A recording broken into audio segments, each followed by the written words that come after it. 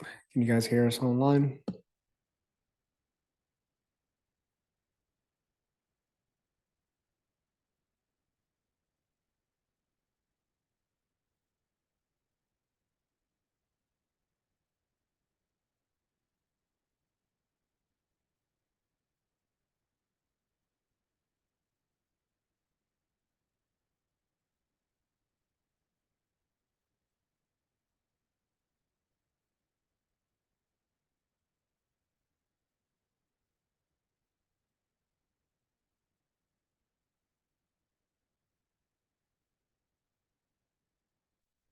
Low, low. Can you guys hear us online? Yes, I can hear you. Thank you.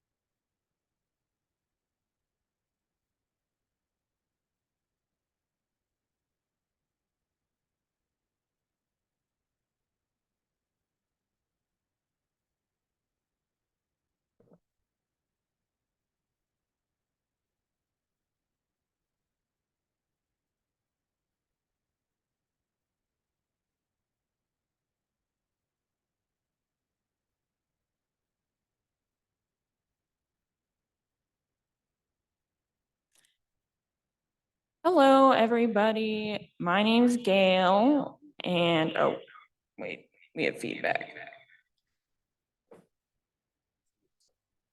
I'm muted, I think. Oh, you're right. Thank you.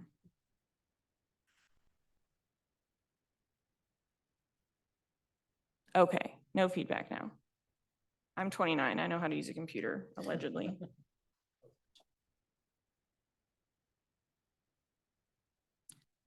All right.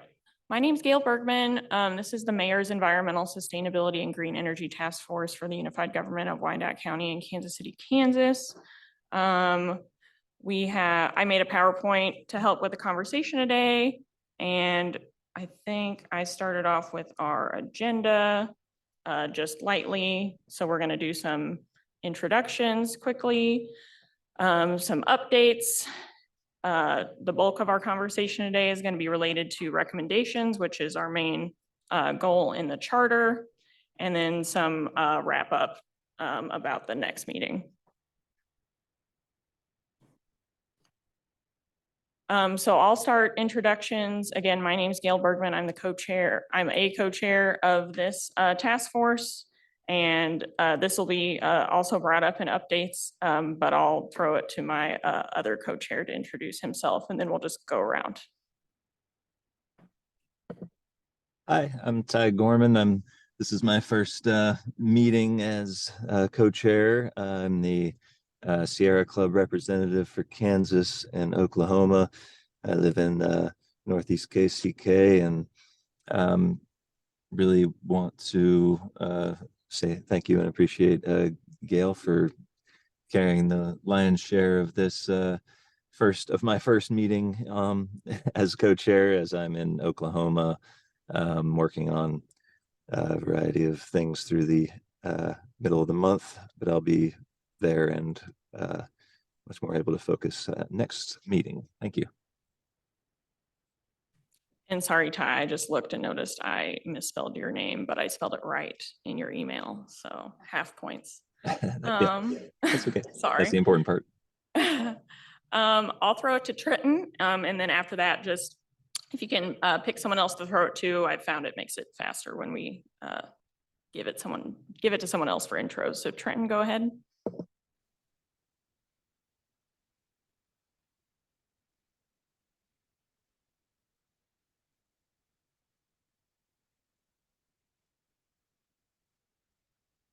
I don't think we can hear you, Trenton. Maybe muted if, yep.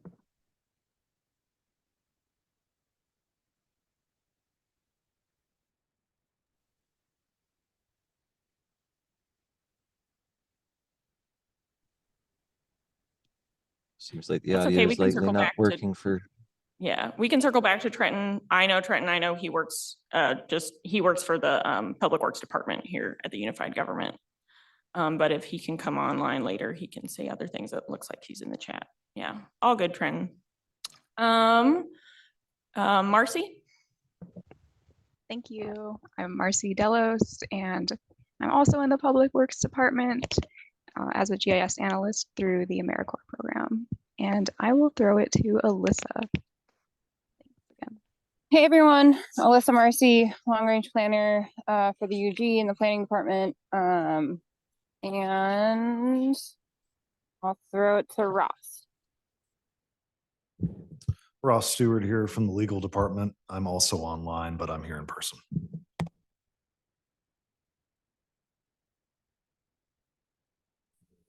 I need to throw it to somebody. Gail?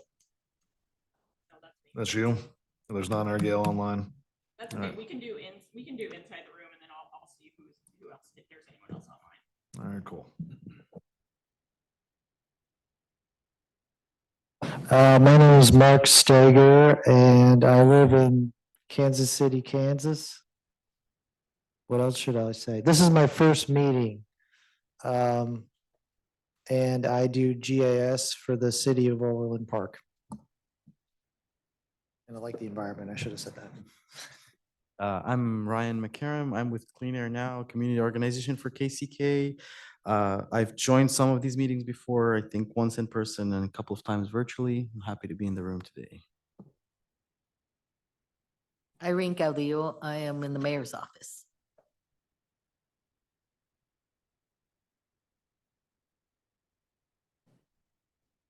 Brian Perez, AmeriCorps Vista, Task Force Liaison at the Mayor's Office. All right, thanks everybody. Looking online, I think that was it. So if we have new people join in, we might circle back to them at the end or during the recommendation discussion, but we'll see. Trenton couldn't get his, like, he couldn't get his thing to work, yeah. Okay, so some updates. I think most of it's going to be related to our obvious new co-chair situation, but I also wanted Ty and I to just go over the voting members and our last recommendation conversation he and I had a couple weeks ago. So obviously Ty is my co-chair now. Rachel had to step down from groundwork NRG. Her very important job at groundwork just didn't give her time to also co-chair this task force. So we thank Rachel for her time as co-chair, and we welcome Ty and really are appreciative of his time and his experience. Do you want to say anything, Ty? Well, I'll just thank you for welcoming me here, and I hope to bring the the same kind of open community and volunteer spirit to this that I feel the outreach into kind of community spaces is where I see myself fitting in here. So I hope that's a good follow-up to Rachel's work on the task force, and I thank both you and her for keeping this task force going.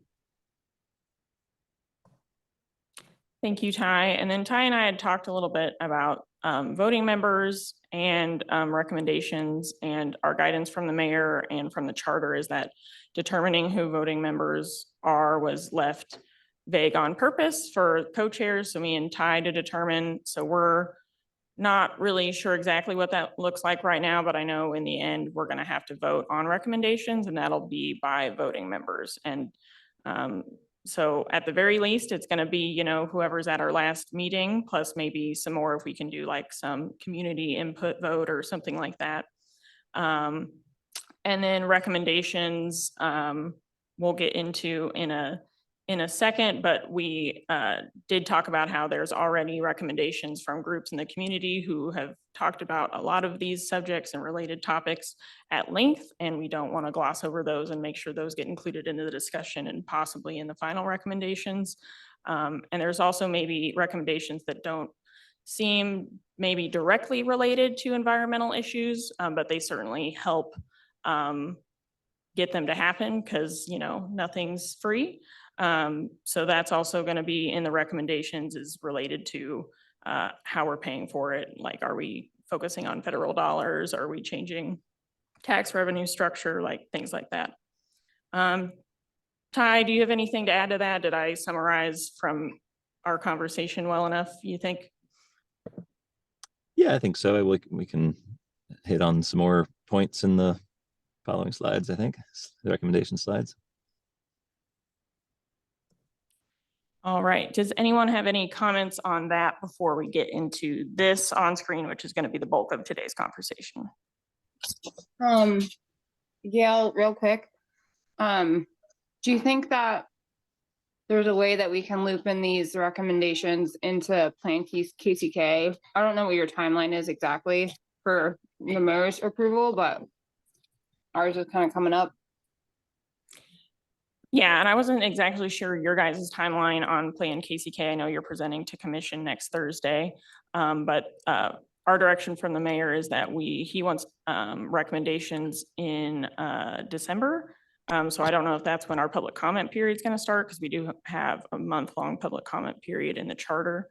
So yeah, it kind of depends on your timeline. I think you certainly can take any discussion we have here, because I don't think we're going to discuss any policies that people are going to be adamantly against. So if any of these you feel like help support or go with the input you've already gotten from the Plan KCK process, you can definitely incorporate those. But I don't know officially if we would have like our final recommendations before your process is over. Okay.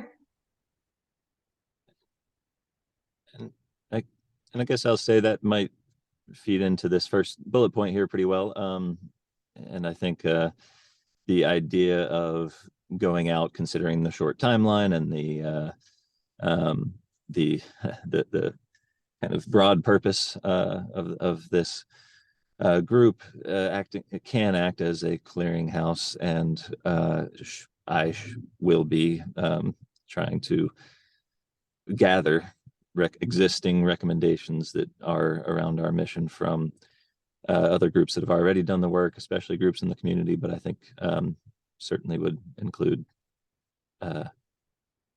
yeah, I'd love to meet with you basically and go over the plan KCK and the overlap, Okay, since sounds that'll good. be a lot of my work on this in the next month. Yeah. Cool. Yeah, we can definitely try and schedule a meeting, Ty, and or both of us, with you, Alyssa, for that. And Gunnar, if, you know, depending on scheduling. So whoever you think needs to be there, but I'll text you. Okay. Thanks.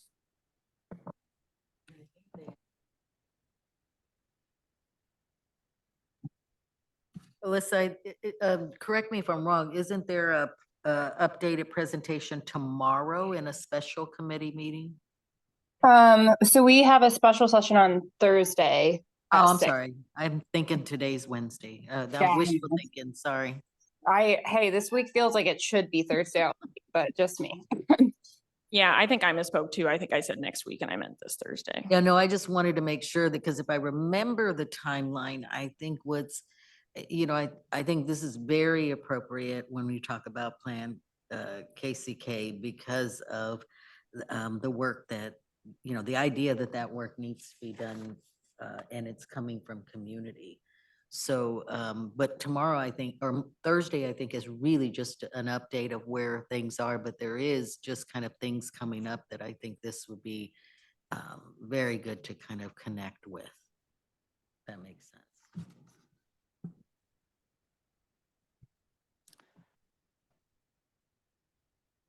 Thank you, Irene. Anything else?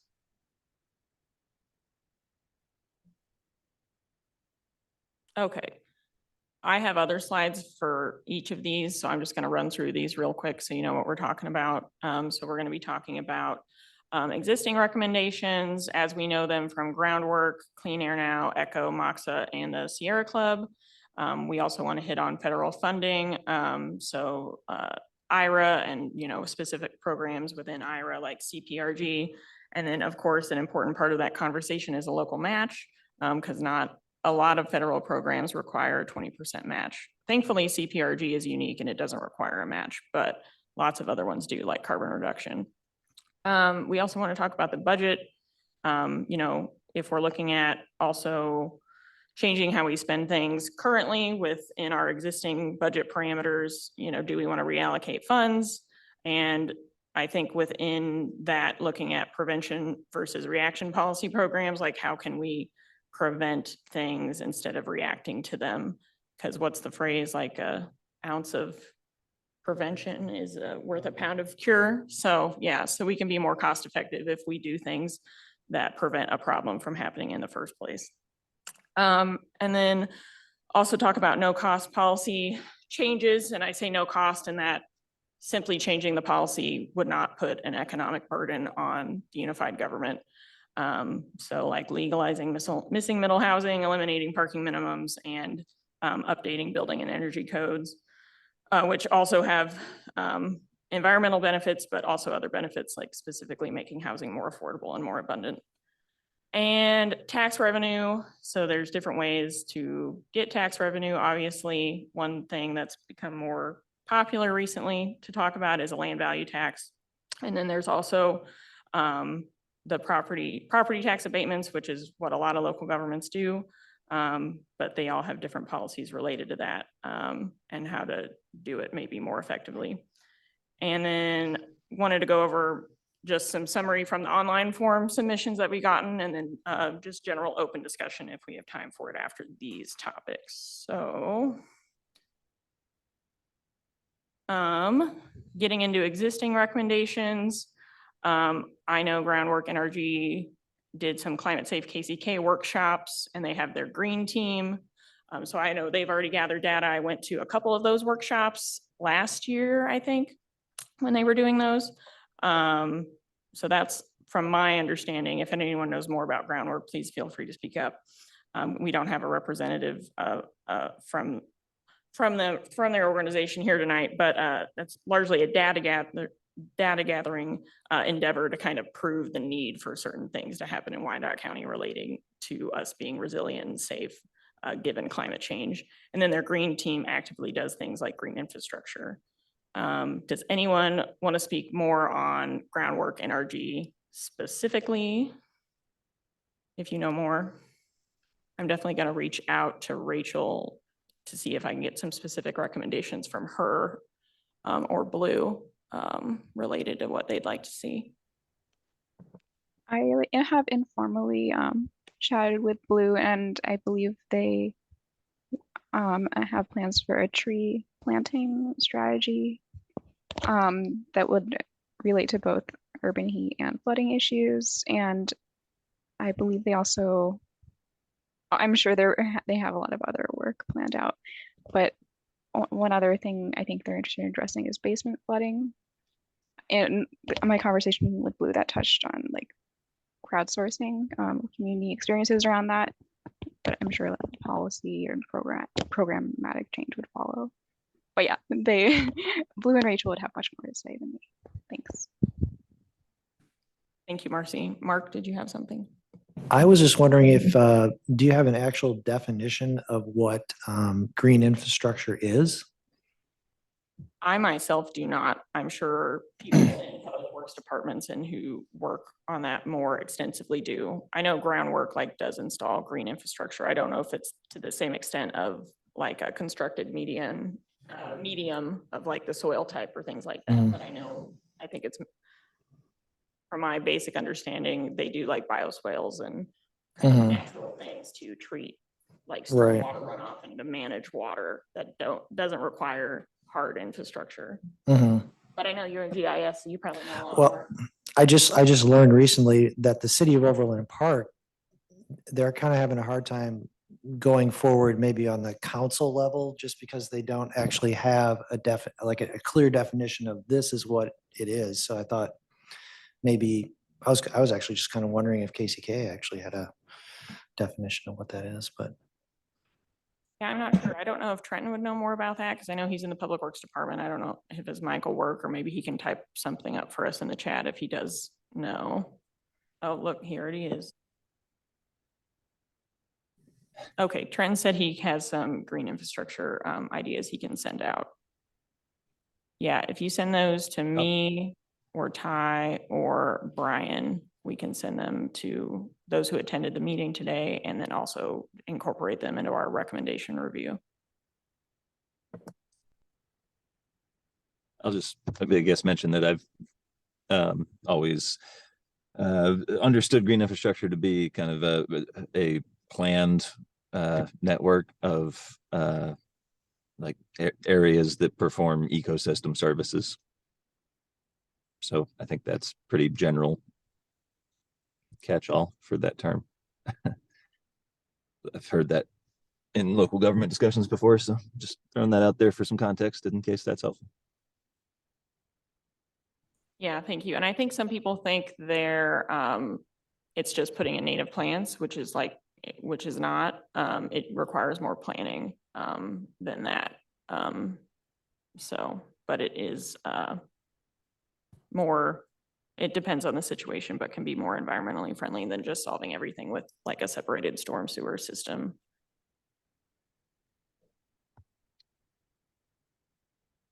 All right. And then we have a representative from Clean Air Now today, so I'll let him speak on recommendations Clean Air Now has already come up with to add to the discussion. Just to double check, did they already send you anything, or am I just going off the cuff right now? I don't think I have like a recent email. I'm sure I have one from like a long time ago. Okay. I mean, I'm just trying to focus on something limited to sustainability and green task force. I mean, we've been focused a lot on the rail yard in the last few months, on the truck emissions and the rail emissions that have been happening. Uh, So I think mostly, I keep repeating this message to everyone I see, is first step would be, and I think you have it on the next agenda, is federal funds. And that's always what I like, hey, go apply for these federal funds. Like, they just opened a new batch of money for electric school buses, which the public school system could probably benefit from in our county. These are the ideas we always are like thinking about in general. We go to the Mid-America Regional Council, they have the money to distribute, where we're trying to push them to invest in, well, you guys called it the green infrastructure now, but we're thinking like, what can empower the community at the end of the day? So I always come to you with big ideas of, we need millions of dollars. I'm trying to scale it down now. I can send you some more stuff as we think about it. So I'm not sure what Atenas has already sent you already, because she had a more public health approach to these things as well. Yeah, I mean, sorry, I didn't come as prepared as I thought I came, but this just, I think the main recommendations is that within the existing budget that the city currently has and the current tax structure, what can be done to shift a few things to benefit more everyone in the community, rather than I don't know, distributing permits left and right for massive construction or industry, things like that. But also, and there's someone from legal here today, so correct me if I'm wrong, what can the mayor's office by itself do to, like, I don't think they can do much of an executive order to direct funds, but we can direct resources from the city administrator to do things bypassing the commission. I don't know if that can be feasible or not. Yeah. The mayor doesn't have that ability, but it is, I think, very important working with staff and commission when it comes to some of those things. I mean, you have heard by now, we are in a budget crisis. I mean, I've heard it said worse than that, but I'm going to leave it at that. But I think one of the things that the mayor's office is always, and I think the commission is strongly, when it comes to federal funds, that those matching funds have always been kind of a concern. But we've written letters of support, we've helped make contact with groups to connect for some of these federal funds, but the mayor can't delegate in regard to the budget. That has to be a full commission. All right, no worries. And I think on a more personal level for the community we serve, the issue, I think it was brought up already, of stormwater and flooding that keeps happening. Many neighborhoods, including, I guess, a good chunk of Armourdale, I think a few in Argentine, even till now, every time it rains, you get everything flooded. The street is just like sitting water there, which is also a public health hazard. I'm not gonna preach to you about it. So I guess part of the infrastructure planning is to how do we like focus on these areas that have been neglected before. So sustainability, I guess, is for all the neighborhoods and not just the ones that are more visible to the commissioners, I want to say. Yeah, and I would say like part of policy recommendations can also be to focus on areas that need it more than others. Like anything new moving forward, ideally would be more sustainable financially and environmentally. But there's areas, like you said, that hurt more than others, that are older, that have wider roads and less maintained medians, less maintained sidewalks, non-existent sidewalks, things like that. So that can certainly be part of the angle of like there's certain populations and areas that need more assistance than others. So. And you said there is staff, right? Because there is planning around that. It's not as if they're not looking particularly at those things. I just, the green, the sustainability, what did you say? The storm water. There is a plan. I don't know if staff can help with that. I think Alyssa had Yeah, I can answer that, Irene. Yeah, I think one of the issues too is maybe part of this task force can identify with staff the ongoing projects. I mean, we have the levee trail or the levee improvements in Armourdale, right, which is going to take time, but the Army Corps is currently working on it. We have a lot of CSO or combined sewer overflow projects, which is again to antennas focus on health. A lot of the issues that you see in areas like the Northeast or Argentine and those projects, a lot of them are already queued up. It's just, you know, the unfortunate thing I think is that they take time. So I think it might be useful too to just have as much context as possible and a little bit more really just like general marketing of what's going on too, so that that targeted approach makes sense with what's going on. And I think, yeah, Trenton just shared the dashboard of a lot of ongoing work. I think the other thing too, to Ryan's point, is like the Justice 40, you know, executive order makes that prioritization of those underserved communities a lot like very sensible, especially when it comes to accessing funding.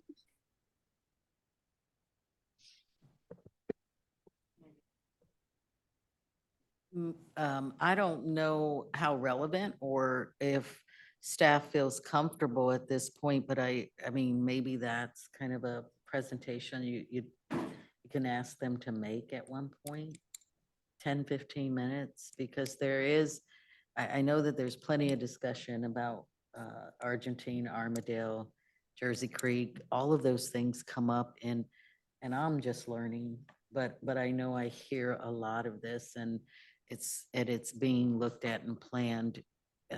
And thanks, I do understand that the relevance around time has always been a factor for community.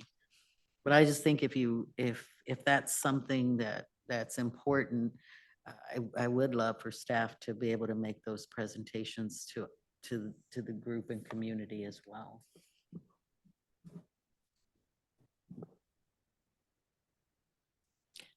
All right. Anything else on clean air now? I was gonna just ask for you to hire more grant writers for the city, for the unified government, and just go after all the money you can. It doesn't have to be matched by the city. There's a lot of it that's just waiting for you to apply for it. Yeah, one of the plans in the budget from the county administrator is to actually get a department that not only looks at grant dollars, but also compliance, you know, I mean, to make sure that there's an understanding of what is available. That was in the budget, so I want to say that there's only 2 though, but that's a start. It's better than 0, so. Thank you. I understand what you're saying. Yeah, I just know that they always cringe when they see the 20% or higher, because that's what's always the kicker about how do you identify that percentage of dollars for federal grants. So. Ty, I'm gonna throw this to you if you're comfortable, because I know you've talked more with members of ECHO than I have, and I figured we could combine, like, I'll just let you talk about ECHO and Sierra Club, and then I can finish up with Moxa for this slide. That sounds good. Thanks. Yeah, I volunteer with a group of folks from, I guess, all over, I was going to say Northeast, but it's really all over East KCK. But for the past year and a half or so, it's just a group that came together after some climate classes and wanted to keep working on these issues and decided to focus on sewer improvement project and BPU as the 2 issues that were most important. And it's about 40 active members there, or like organizing members, and they we met with the Public Works department last year and had a very substantive discussion, had some recommendations there, and then those are evolving along with that sewer improvement plan, and hope to continue that work. But we'll have some more specifics around that. And then the other side was BPU, which had recommendations around not having any shutoffs that might put customers at high health risk, and some solutions around that, separating electric and water charges from unrelated fixed fees, so that no one's at risk of losing water or power because of non-appropriate charges. And then the improving linkages between bill payment assistance, low-income energy efficiency, weatherization programs, and reducing energy burden. Some specific recommendations around that. And then I'll follow up on what Clean Air Now was focusing on around the federal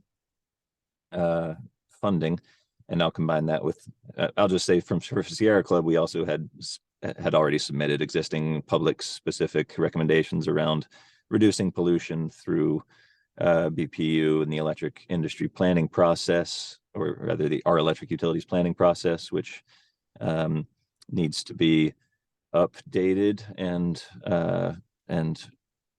I think in 2024, they have an integrated resource plan. That process recommendations were taken into account to some extent, and do involve the UG as well. So there's some specifics there. So those specifics aside, which I think next meeting we can maybe bring, we'll bring a lot of these recommendations together, socialize them with everyone involved, and then bring the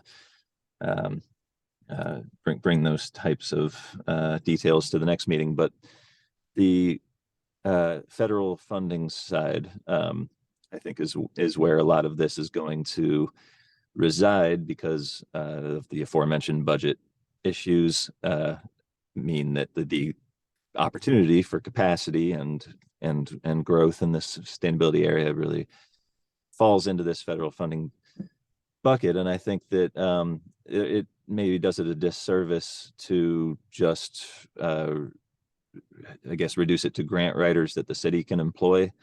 I think the lion's share of the opportunity for KCK residents is to be a part of coalition and subgrantee and direct to resident federal funding that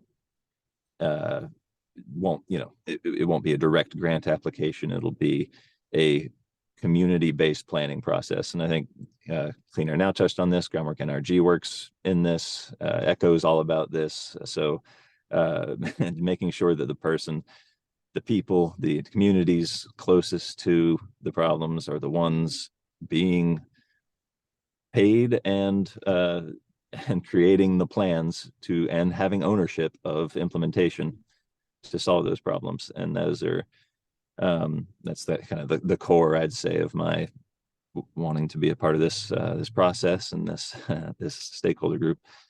And just to facilitate through federal grant programs such as the carbon pollution reduction grants that were mentioned, that have money currently specifically for community planning, not through direct grants, but through collaboration with KDHE and Mark. And some of those are ongoing, but a lot of it needs to move faster, because those plans are expected to be put in place, or expected to be applied for a $4.6 billion grant application, nationally competitive grants.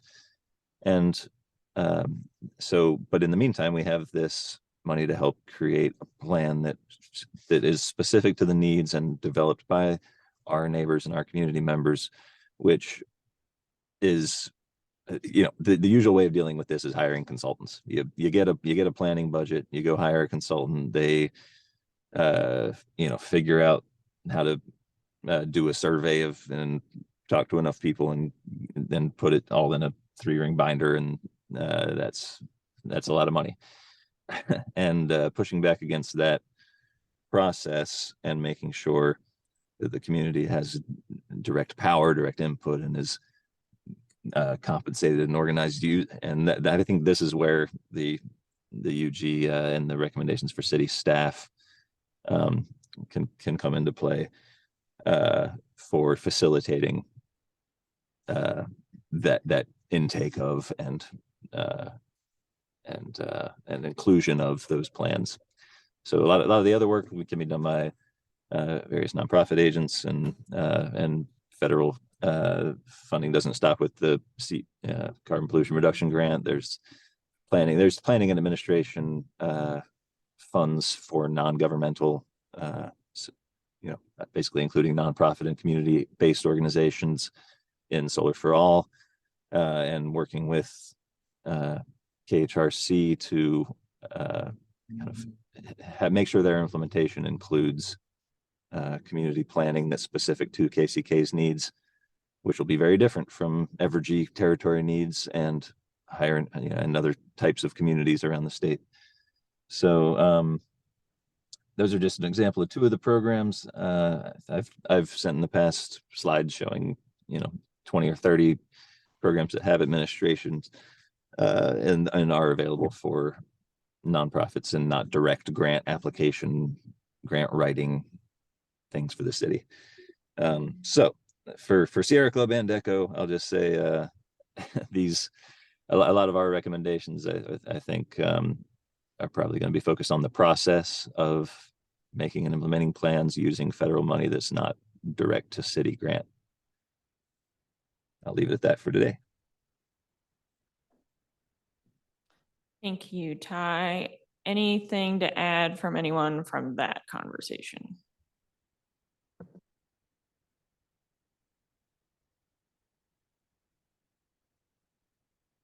Are these new grants though? Let me ask that. Is this newness that comes out of, I mean, it makes sense. First of all, I have to say that it should be going to those in the community that are finding solutions that best meets the needs of those directly impacted. But has that, not knowing any of these grants, has that not been the case? Is this kind of new to the funding source of the federal government, or? I'll go ahead and say yes, this is new. Especially the pieces that aren't the 20% match and the community block grant style and the direct to the city grants aren't necessarily new. But the ability for nonprofits and churches and community-based organizations of various kinds to interact directly with these federal funding pools and as subgrantees and as planners is a new opportunity from the Inflation Reduction Act. Much of that funding is in the planning phase now and should be released in various ways through agencies, state agencies in some cases, to subgrantees, to nonprofits, to community groups that have applied or just show up to the planning sessions, and all that can a lot of that is going to open up in 2024 early. So now we're kind of planning for that phase of the Inflation Reduction Act implementation.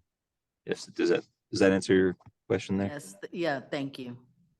And can I just add one thing for your information?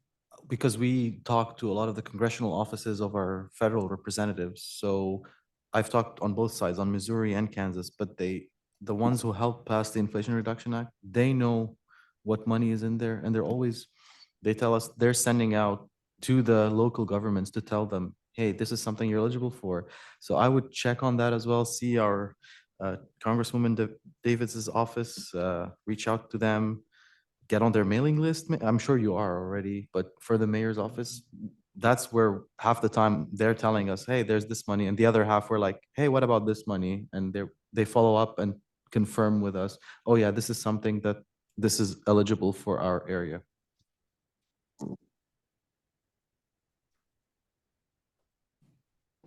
All right, thank you. And just one other organization that I thought of to bring up existing recommendations is MOXA, which they're like a preventing sexual assault organization, and they have one kind of tool lens to look at crime prevention, which is crime prevention through environmental design.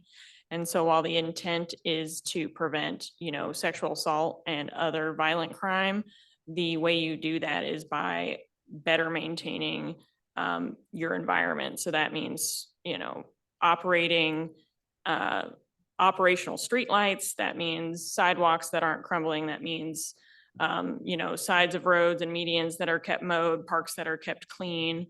And there's this idea of that, like, they have a 5-point system. If you want to like go look at their website, I think it's a really good way to look at crime prevention.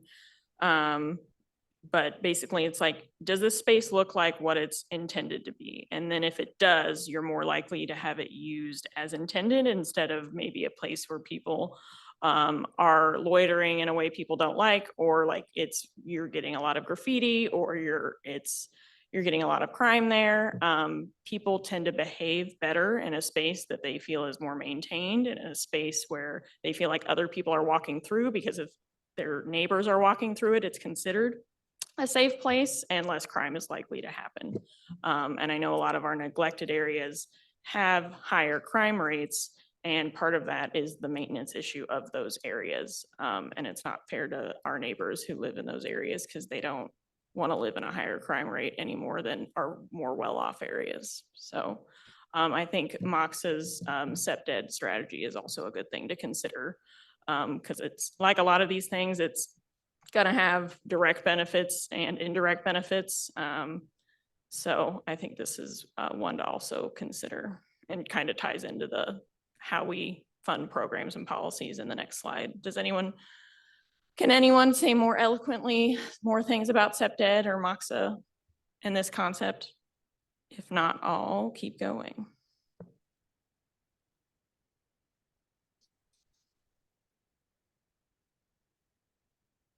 Okie dokie. We've already talked about this a lot, so we might not talk about it as much right now. But part of what Ty and I were talking about with funding recommendations is looking outside of local dollars and looking at federal dollars as a good way to get projects happening. And obviously, we've already talked in depth about that. So like the carbon reduction grant, which is an example of federal dollars that is going to fund a project in KCK. It's going to fund the first third of the Northeast KCK Heritage Trail. That was a local match project, so the UG did have to put up 20%. But this is an example of, 80% of the project is being funded with federal dollars. So that's a good example of our use of that. And it's going to be a 2-round system. So there'll be applications next year for the last 2 years of funding. So we'll have another opportunity. And I know that's on the planning department's radar to apply for again. And then we also have the climate pollution reduction grant, which we've talked about, and that one doesn't have matching. And applications for projects, which are supposed to be like shovel-ready type projects, our application for that is next year, and it has to line up with priority implementation plan, which through the planning part of this grant, which we were awarded, the KC metro area was awarded $1 million, and Mark is the one leading that effort. So they're leading that planning effort. And then when we know more about what the plan is out of Mark from them working with municipalities like the unified government, that'll help us hone into like what a project will look like, either from us by ourselves or working with another city, like maybe we partner with KCMO for a bi-state protected bike lane, or we partner with Mission because we're close to them, or we have our own project. And there's a lot of things that are covered under climate pollution reduction grant, as you can imagine, because a lot of things cause climate pollution. So it's transportation related, it's building related, it's waste related. So there's a lot of options within that grant. And then I think another important part of the conversation related to federal funding is the local match. And Irene talked about that, how that's can be a sore spot getting funding, because it's really hard to, kind of wave goodbye $800,000 when you only had to put up 200,000. Like that's a really hard pill to swallow. So I think for me personally, I think the UG should be looking at, I don't know if they specifically already set aside money for matching for different departments. If they don't, I think that would be something worth doing, and increasing that if that's something they already do, where they kind of set aside some for local match. So I think it's a good investment of our dollars. If we only need 20% and they'll give us 80. Ty? Yeah, thank you. I just wanted to raise another little point about the planning reduction grant and the planning side of this. Since it's encouraged in this process to collect the plans, not just for that one grant that, or the one $4.6 billion competitive grant, but to incorporate as many buckets of federal money and projects as possible. So for example, incorporating within this planning process aspects that involve FEMA with resilience centers, with disaster preparation and relief, existing funds that are meant to be put towards that can be optimized using this planning process. The kind of the bucketing of assistance services for low-income customers around the weatherization assistance program, the health community workers, any kind of touch point to communities in need can, with this extra planning money and through the money. And the other important thing I needed to say was that KDHE, in addition to Mark's 1 million, I think they got, the metro area got 1.5 million, and Mark is administering a big chunk of that, but the KDHE has 3 million for the state of Kansas in this. And that how that money is used, basically KCK and the city needs to be involved in these plans in some way. They don't necessarily need to be running point or have the capacity staff-wise to facilitate the entire process. In fact, that probably wouldn't be the best way to do it. To facilitate community control of the planning process would be better than the city leading an application. But the point being that the city can and should be a partner and be able to have a staff person, at least one or many, assigned to check in on these processes and be maybe a point of outreach to KDHE to make sure this is that those planning funds are facilitated in a way that benefits KCK as a unique community in our state. I'll leave it there for now, but there's Department of Labor, there's training programs, commerce, funding going to education and colleges for job training around especially energy efficiency and home health. All these kind of funding buckets get brought into through this planning process. So just wanted to mention that on the carbon pollution reduction grant before we left that behind for today. Yep, thank you, Ty. For the sake of time, I'm going to keep going because we have about 12 minutes left. So another thing to consider with recommendations, I think, is the current UG budget. So what we're working with now. So looking at maybe how we currently spend. I know like community services includes a lot of departments or programs within the unified government, and it makes up a very tiny percentage of our UG budget. So I think looking at like next budget cycle, how we can increase the share of community services, because a lot of those things better people's lives and better the environment we're in. And I personally think that's a better use of money than maybe coming back after the fact when a problem's already occurred. And then within that conversation, like prevention versus reaction, I just kind of had some like examples. We already talked about MOXA and SEPDED, but like animal services, I know is a subsection of the police department that is constantly strapped. Like they have so much work to do and they have to turn animals away constantly because they don't have capacity. So increasing things that reduce the problem to begin with, like TNR, so trap, neuter, release programs to reduce the number of stray cats, low-cost spay neuter clinics for residents to encourage, their animals to get spayed and neutered so we don't have so many stray dogs and cats all over our city. I know Alyssa does that a lot in her free time, is fostering dogs and cats, so she could probably talk about that to no end. And then code enforcement, like expand, create a program to rectify code infractions when cost is a barrier. you know, when I'm walking on the sidewalk, I don't really like it when bushes are getting into the sidewalk, but I don't necessarily want to completely make it a burden on the resident if cost is the problem. I just want to make sure our sidewalks are ADA compliant and we can walk and, you know, people can use them and not have to go into the street. So that's one example. And then I think more funding consideration to the maintenance of our infrastructure, especially if we're going to add new infrastructure. Because I think people see the cost of building it and then they don't think about the cost of maintaining it. And it's going to be there for a very long time. And if you don't dedicate the staff and the funds to maintain it, it can become a liability instead of an asset.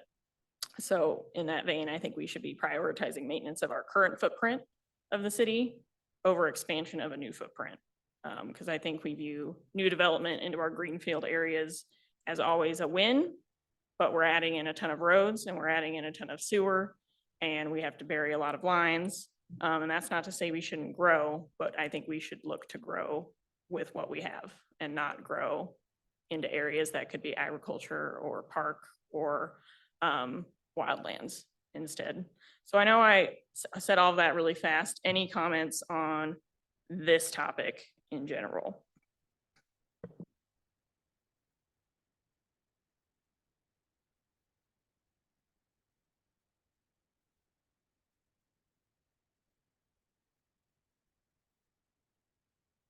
I don't know whether I want to comment, but I should comment.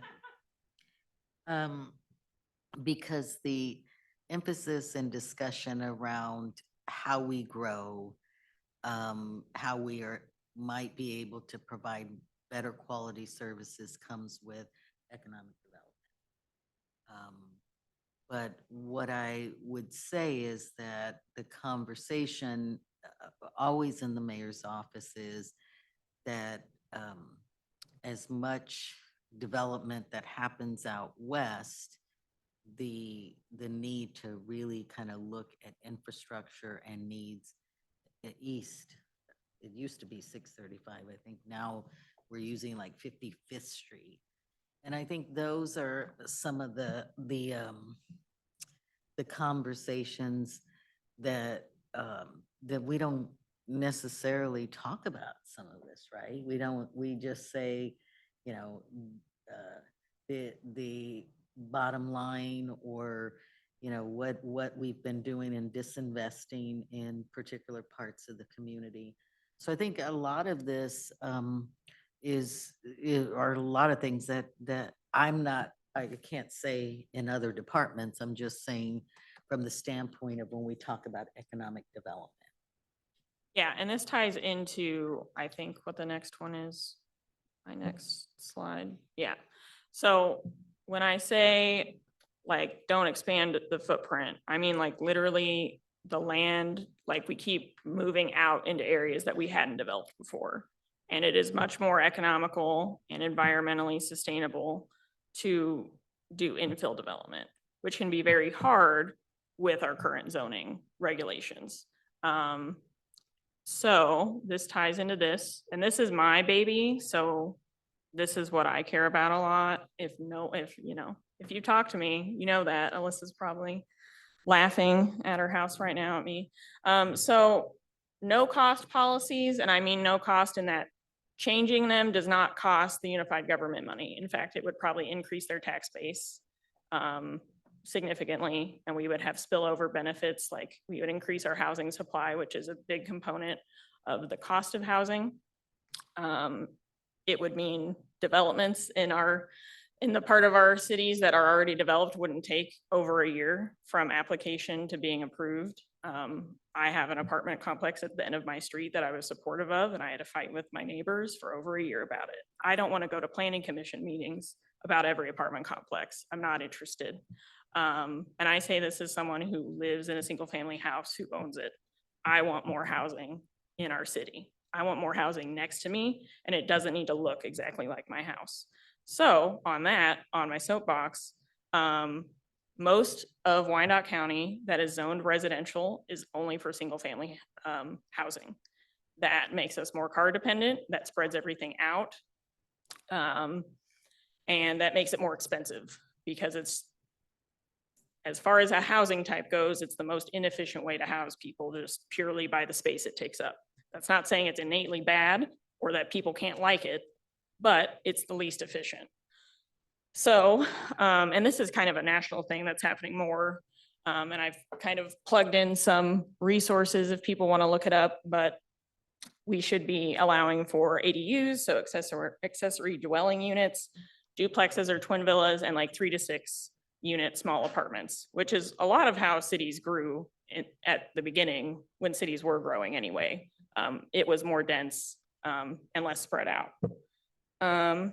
This also means, and people in the planning department and probably on the planning commission could speak more to these other things, but smaller lot sizes can also help. So you can still have a single family home, but maybe your lot's smaller, like the lots in Strawberry Hill are a lot smaller than the lots out west. Single stair, which is just the concept of instead of 2 stairs in a building, you only have 1 stair, which changes the setup and the unit layout. And you can still have them be fire safe. There's countries that don't require 2 stairs in certain size apartments, and they actually have better outcomes when it comes to the safety of a building when fires happen.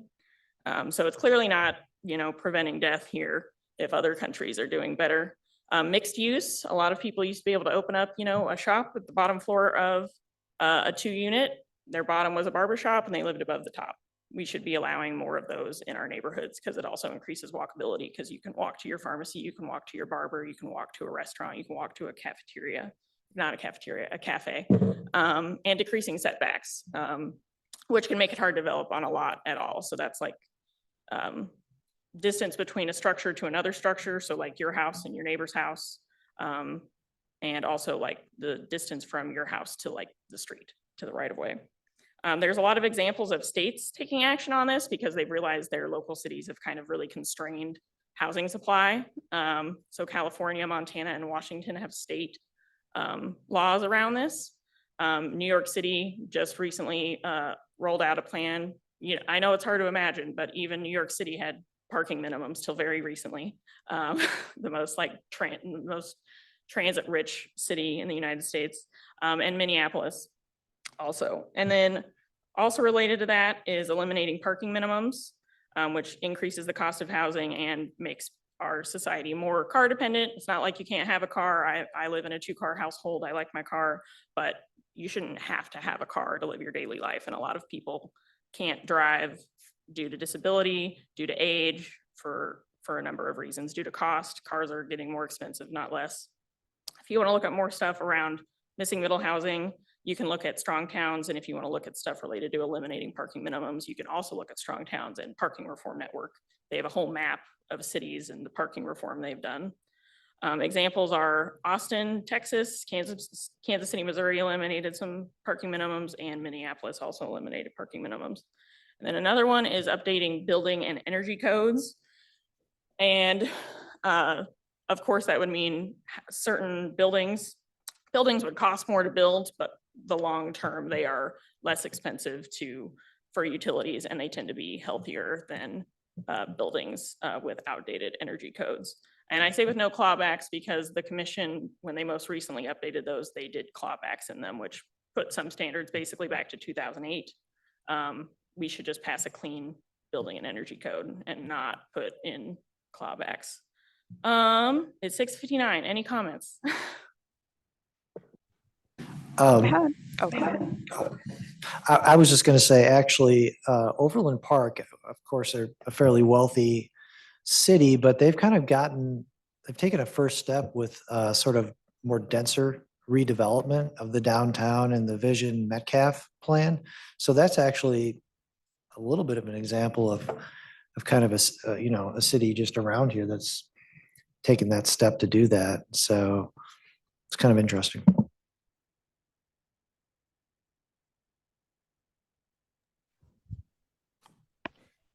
Oh yeah, one thought I wanted to add. Oh, I'm sorry. Yeah, somebody was online. Go ahead.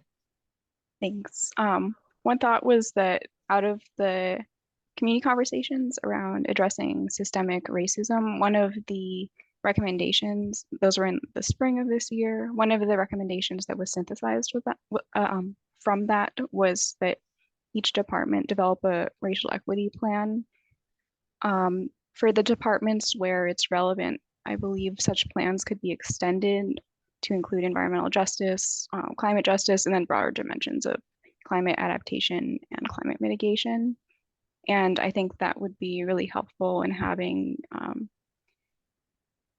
like propelling, like having a strong institutional signal that encourages these departments to develop like goals and strategies and clear metrics and reporting for their programs and investments. Thanks.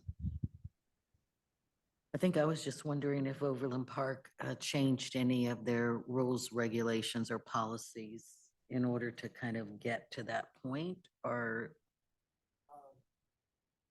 I think they've changed some zoning. They have more mixed use zoning in certain areas. I could probably, find those specifics for you, but off the top of my head, I don't know. But I'm pretty sure, I say I'm 90% sure that they've changed some zoning. So maybe that. those examples are, right? Yeah, and Overland Park's doing their comprehensive plan right now, just like KCK is. And I know part of what they'll do out of that is they also want to change more zoning as well.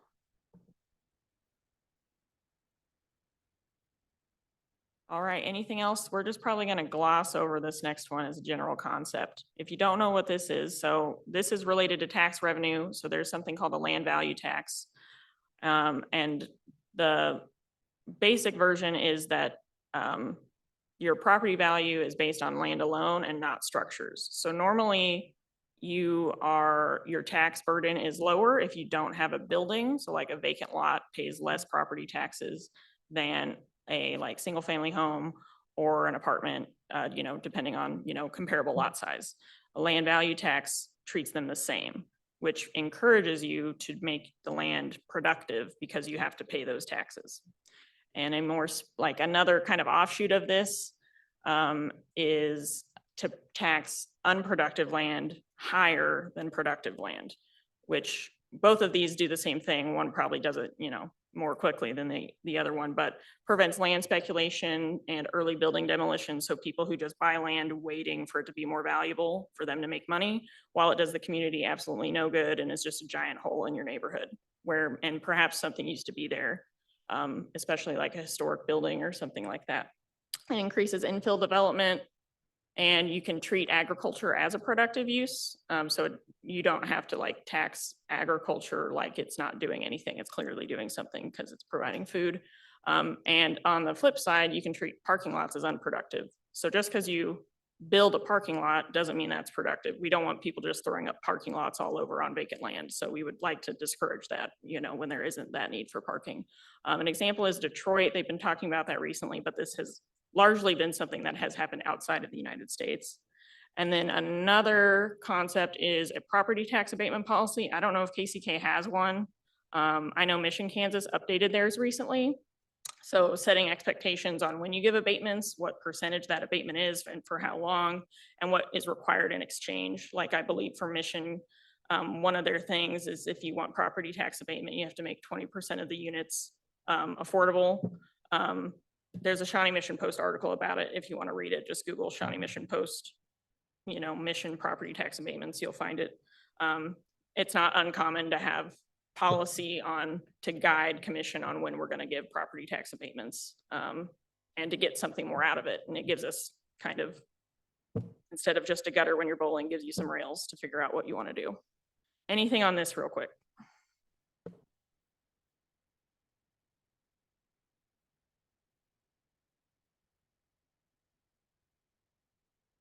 Okay, and then real quick from the online forum, one of the things we asked was people's top priorities, and the ones that came to the top, and you can know I didn't skew the results because transportation would be in here if I lied about the count, is renewable energy generation, land use, and healthy buildings and homes. Those were when we asked people what their priorities were for this task force, these are the three categories: renewable energy generation, land use, and healthy buildings and homes. And I started typing and then I stopped. But some ideas that were in there was people complain about illegal dumping, People complained about the limited hours and accepted materials at HHW.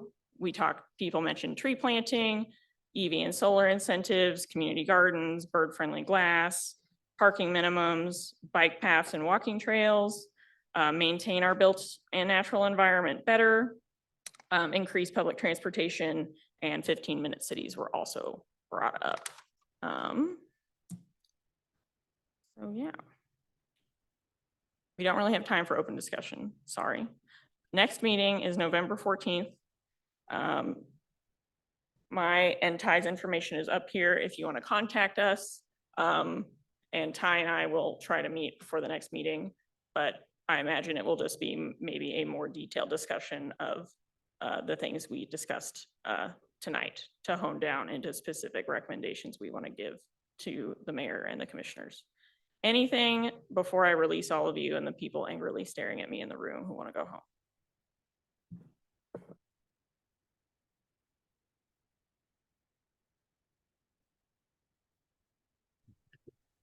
Just want to thank you. Thank you. And I'm reading Marcy's comment. Yep. And thank you everybody for showing up and talking. I really appreciate it.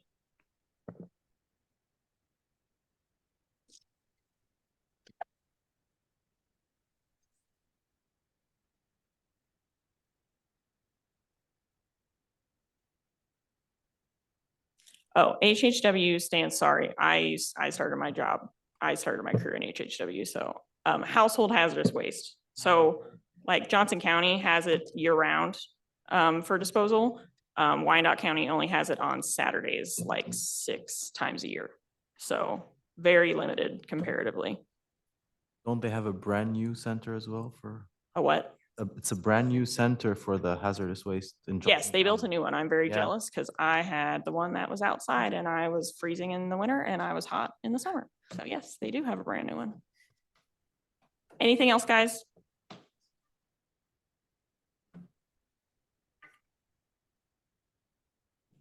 All right. You're good. All right. Thanks so much, guys. See you next time. Please email me or Ty if you have anything you want to throw in. Thank you. Good night.